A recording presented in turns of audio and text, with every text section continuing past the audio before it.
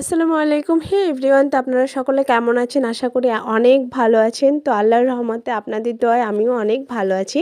তো আজকে নতুন আরেকটা দুপুরের খাবারের ভিডিওতে আপনাদের সকলকে স্বাগত জানাই।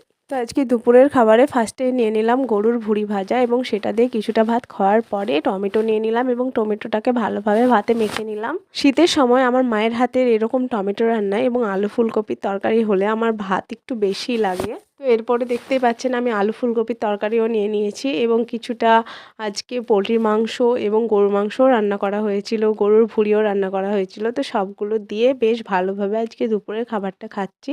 আজকে একটা স্পেশাল গেস্ট অবশ্যই এসেছিল আমাদের বাড়িতে, সেই জন্য একটু আয়োজনটা বেশি করা হয়েছিল। তো আজকে লাঞ্চের মেনুতে বেগুন ভাজাও ছিল, বেগুন ভাজাটা দিয়েও ভাতটা খেলাম, কেননা মাংসের সঙ্গে যে কোনো একটা ভাজা থাকলে ভাতের স্বাদটা দ্বিগুণ বেড়ে যায়। আমার প্রতিদিনের খাবারের ভিডিও পেতে আমার ফেসবুক পেজটিকে ফলো করতে ভুলবেন না। ফলো দেবেন, সঙ্গে সঙ্গে একটা লাইক কমেন্ট শেয়ার করে দেবেন। আজকের মতো এখানেই, আল্লাহ হাফেজ।